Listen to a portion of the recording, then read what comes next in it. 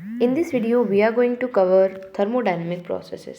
अब आपकी मेन जो चैप्टर है ना वो स्टार्ट हुआ है। अब तक तो बेसिक्स थी, अब यहाँ से आपका मेन चैप्टर स्टार्ट होगा। ये वीडियो काफ़ी ज़्यादा इंपॉर्टेंट है, इसको बहुत अच्छे से थॉरली रीड करिए, थॉरली अंडरस्टैंड करिए, ठीक है। तो स्टार्ट करते हैं। Thermodynamic processes. When a thermodynamic system undergoes a change in its state we can say it as thermodynamic process has occurred. मतलब कि अगर थर्मोडायनेमिकली स्टेट चेंज होती है तो हम कहते हैं कि थर्मोडायनेमिक प्रोसेस हुआ है। थर्मोडायनेमिक प्रोसेस वो प्रोसेस होता है जिसमें system can undergo an exchange of matter, मतलब कि सिस्टम में मैटर का एक्सचेंजमेंट हो रहा हो। लाइक अगर हम टेस्ट ट्यूब को हीट करते हैं, उसमें पानी रख के हीट करेंगे, अगर हम हीट करते हैं तो उसके वेपर्स जो हैं वो पानी के अंदर से होके सराउंडिंग में जा रहे हैं। मतलब कि एक तो वेपर फेस चेंज, एक तो स्टेट चेंज हुई है। देखिए लिक्विड से वेपर बना, स्टेट चेंज हुई, प्लस सिस्टम से सराउंडिंग पे गया, तो वो थर्मोडायनेमिक प्रोसेस हुआ, ठीक है। तो थर्मोडायनेमिक प्रोसेस क्या होता है कि जब सिस्टम जो है वो किसी एक्सचेंज में जाए, किसके, मैटर के या फिर एनर्जी के एक्सचेंज में जाए। Now in this process if one thermodynamic parameter that is a temperature has undergone a change whereas the other parameter like volume and pressure does not change. Thus, for a change of a state or thermodynamic process to occur, at least one of the thermodynamic variable must change. इतनी बड़ी सा point और छोटी सी बात कि thermodynamic process को अकर होने के लिए कोई भी एक प्रॉपर्टी का चेंज होना बहुत ज़रूरी है। ज़रूरी नहीं कि आपके जो फॉर्मूले में या फिर आपका जो सिस्टम है उसके अंदर सारी प्रॉपर्टीज़ चेंज हो। कोई भी एक प्रॉपर्टी अगर चेंज होती है तो आप कहेंगे कि ये थर्मोडायनेमिक सिस्टम या फिर थर्मोडायनेमिक प्रोसेस हैज़ अकर्ड, ठीक है। नेक्स्ट आता है sometimes system undergoes a number of changes in state. अगर एक नहीं, एक से ज़्यादा, कई ज़्यादा चेंजेस होते हैं तो उस सिचुएशन में क्या होता है कि सिस्टम जो है वो वापस से it comes back to its initial state, ठीक है, विथ सम मोर कैरेक्टरिस्टिक्स। तो उस सेम कैरेक्टरिस्टिक्स के साथ क्या होता है, वो इनिशियल स्टेट पे वापस आ जाता है। तो ऐसे प्रोसेस को हम साइक्लिक प्रोसेसेस कहते हैं।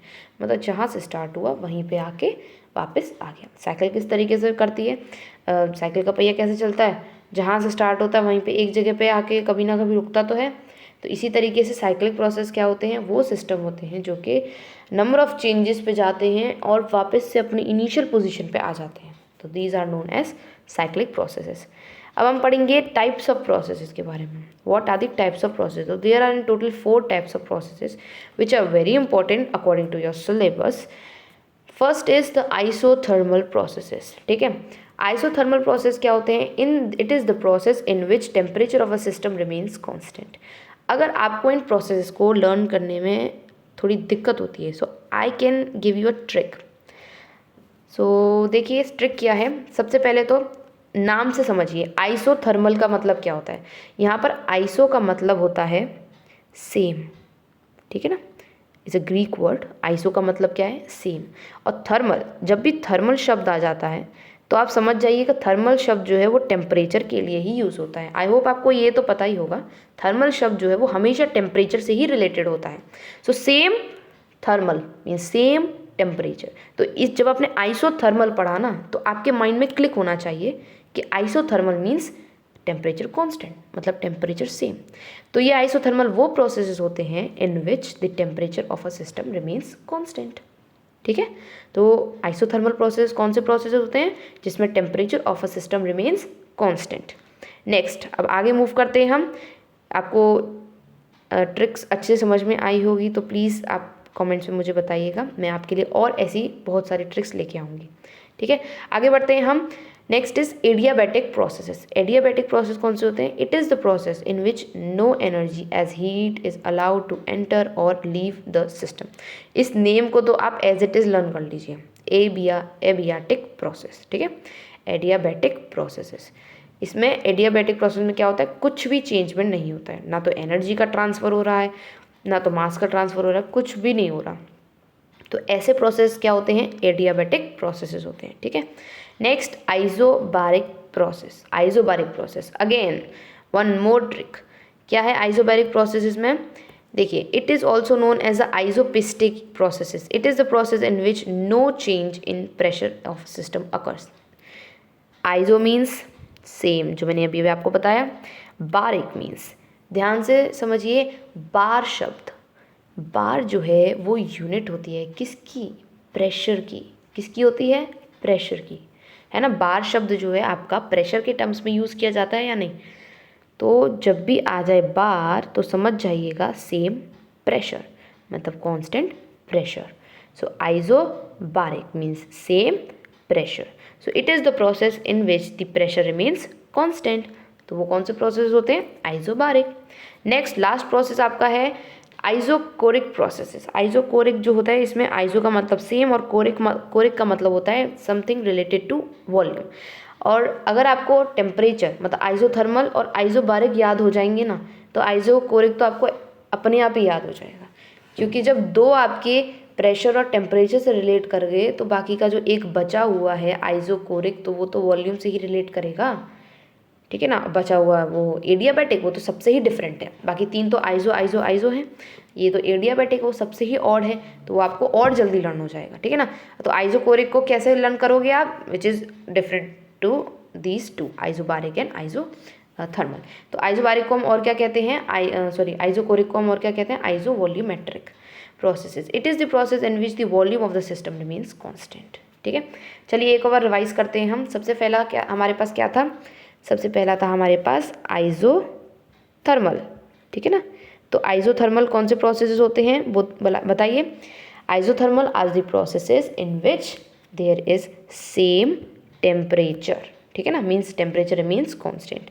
नेक्स्ट हमने पढ़ा आइसोबारिक।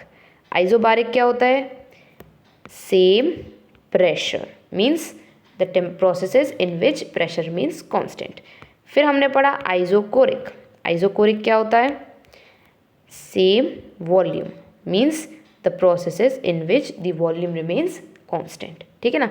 अब इन सब से अलग, ये सब तो इवन हो गए आइसो करके, सबसे अलग क्या है, एडियाबैटिक, ठीक है ना। तो ये सबसे ऑड है, तो समझ जाइएगा कि ये वो प्रोसेस है जिसमें nothing can happen, no energy, no heat transfer, no heat exchange can occur in this process, adiabatic processes, ठीक है। अब हम लास्ट में इस वीडियो को एंड करते हैं विद दिस ग्राफ। अब इन ग्राफ्स को आपको अच्छी तरीके से समझना होगा। अब इसके लिए भी मेरे पास एक ट्रिक है। देखिए हर चीज़ को समझिए, समझ के करेंगे ना आप, तो आपको वो चीज़ बहुत जल्दी लर्न होगी।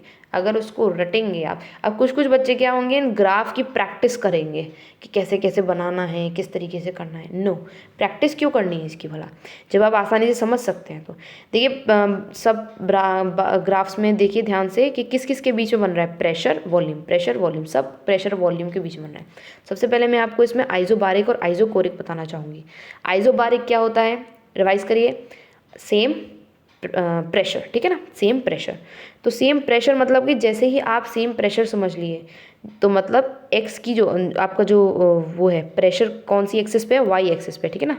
तो वाई एक्सिस पे है, तो मतलब वाई क्या हो गया, कांस्टेंट हो गया। तो वाई की कोई भी वैल्यू अगर हम ले लेते हैं तो वो सीधी लाइन बनती जाएगी कि नहीं, राइट। तो आइसोबारिक कौन सा होगा, जिसमें प्रेशर इज कांस्टेंट।